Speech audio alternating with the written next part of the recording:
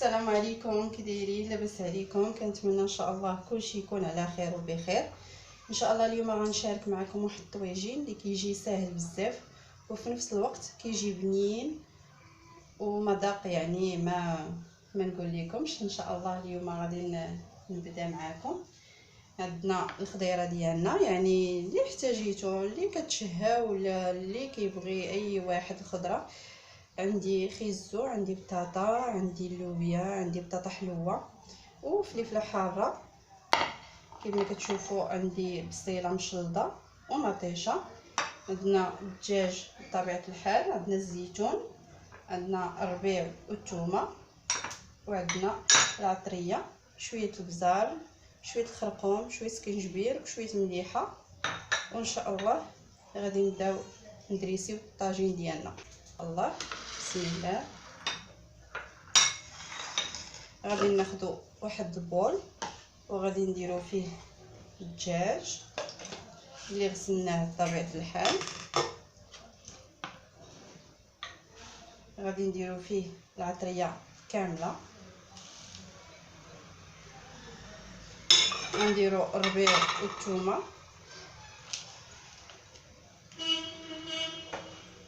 الطريقه كتجي بنينه بزاف ملي كنديروا العطريه في الدجاج، باش كنرميوها في الطاجين كتجي بنينه بزاف.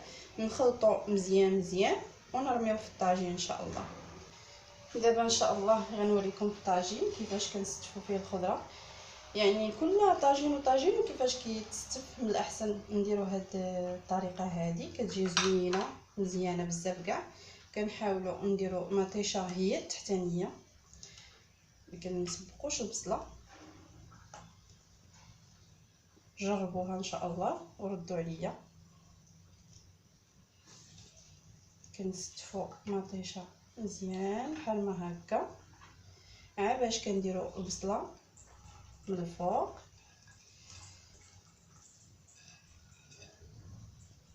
بهذه الطريقه. كنديروا الدجاج ديالنا بحال ما هكا،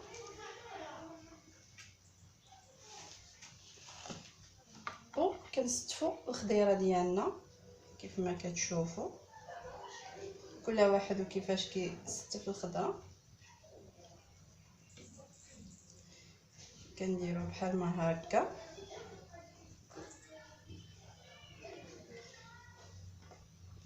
صدقوني كتجي بنين الطاجين وكيجي يعني رائع الا ما درناش فيه الماء بزاف. يعني كنقصوا عليه البوطه وكنخليوه يطيب في عافيه مهيله باش كيجينا بنين.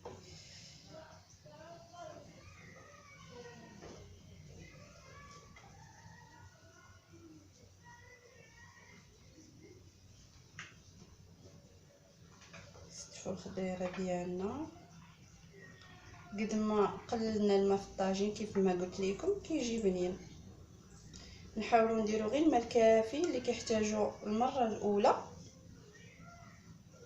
صافي، وكنخليوه يطيب على عافيه مهيله من الاحسن.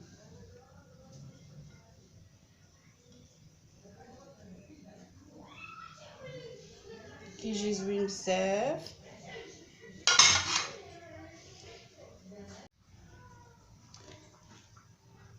كناخذوا البول اللي درنا فيه العطريه، كنديروا فيه شويه ديال الماء وكنكبوه على الطويجين ديالنا. كما قلت لكم كنديروا الماء الكافي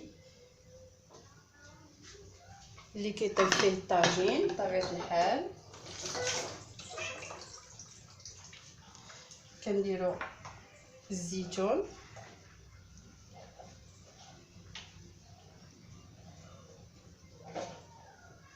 كيف ما كتشوفوا، نديروا الطويجين ديالنا على عافيه مهيله بزاف وكنخليوه يطيب. كيجي مشرب وبنين. نتلاقاو ان شاء الله من بعد ما يطيب. ها هو الطويجين ديالنا بعد ما طاب. كنتمنى ان شاء الله يعجبكم وتجربوا الطريقه بالصحه والراحه.